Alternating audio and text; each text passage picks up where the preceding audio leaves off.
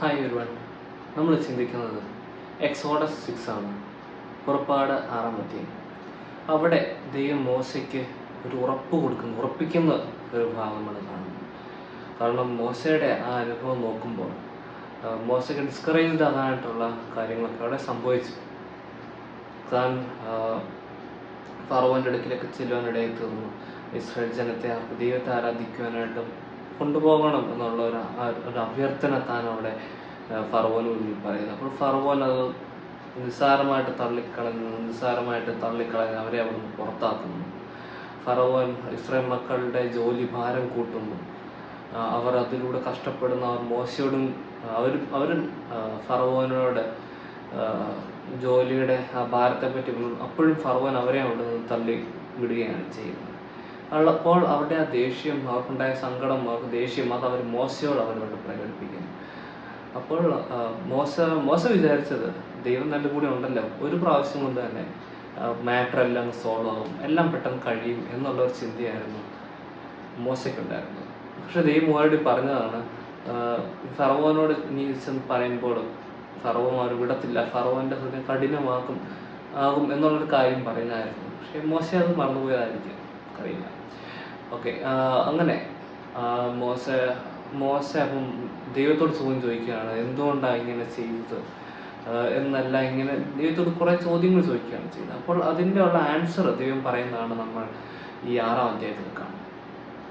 അപ്പോൾ മോശയോട് ദൈവം ഒരു പ്രോമിസ് കൊടുക്കുകയാണ്, ഈ ഫറവോൻ തന്നെ അവരെ ഇസ്രായേൽ മക്കളെ അവിടെ നിന്നും പോകാൻ അനുവദിക്കും, വെറുതെ പോകാൻ അനുവദിക്കാൻ അവരെ പുറത്താക്കി കളയുമെന്നാണ് പറയുന്നത്.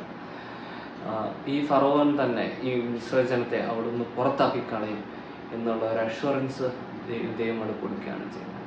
അപ്പോൾ അത് ദൈവമാണ് ആ കാര്യത്തിൽ പ്രവർത്തിക്കുന്നത്. ദൈവത്തെ ട്രസ്റ്റ് ചെയ്യാനെന്നുള്ള ഒരു മെസ്സേജാണ് ശരിക്കും ദൈവം അവിടെ മോശയ്ക്ക് കൊടുക്കുന്നത്. പക്ഷെ മോശ എന്നിട്ടും ഒരല്പം ഹെസിറ്റൻ്റ് ആണെന്നുള്ളത് നമ്മളവിടെ കാണുവാൻ സാധിക്കുന്നുണ്ട്. പക്ഷേ നമ്മളിൽ നിന്ന് ദൈവം ആഗ്രഹിക്കുന്നത് ദൈവത്തെ ട്രസ്റ്റ് ചെയ്യുക എന്നുള്ള കാര്യം. കാരണം ദൈവം മോശയിൽ നിന്ന് ആഗ്രഹിച്ച ആ ഒരു കാര്യമാണ്. കാരണം ഈ ഇതൊക്കെ ഉണ്ടാകുമ്പോഴും സ്വാഭാവികമായിട്ടും മോശയോട് പിന്നെയും ദൈവം പറയുന്നുണ്ട്, ഫറവോനെ പോയി കാണുക, പറയുക എന്നെല്ലാം പറയുന്നുണ്ട്. അപ്പം മോശ ഈ ഞാൻ പറയുന്നത് ഈ ഫറവോൻ ഇനി കേൾക്കുമോ എന്നുള്ള എന്തെങ്കിലും ചോദ്യം അവിടെ ചോദിക്കുന്നുണ്ട്. അപ്പോൾ നമ്മൾ മനസ്സിലാക്കേണ്ട കാര്യം, ദൈവം നമ്മൾ ആഗ്രഹിക്കുന്ന പരിപൂർണമായിട്ടുള്ള ട്രസ്റ്റാണ്. ദൈവമാണ് അവിടെ നമുക്ക് പ്രവർത്തിക്കുന്നത്. നമ്മൾ നമ്മുടെ കഴിവിൽ നമ്മൾ ഡിപ്പെൻഡ് ചെയ്ത് പോവുകയാണെങ്കിൽ അത് നടക്കത്തില്ല, അത് ശരിയാകത്തില്ല. നമ്മൾ വീക്കായിട്ടുള്ള ഹ്യൂമൻസാണ്. ദൈവമാണ് ഇതിൻ്റെ പിന്നിൽ, എല്ലാ കാര്യങ്ങളിലും പിന്നിൽ പ്രവർത്തിക്കുന്നത്. അപ്പോൾ നമ്മൾ വെറും മനുഷ്യർ മാത്രമാണ്. അപ്പോൾ നമ്മൾക്ക് ചെയ്യാൻ പറ്റാത്ത കാര്യങ്ങളൊക്കെയും ചെയ്യാൻ പറ്റുന്ന ആളാണ് ദൈവം.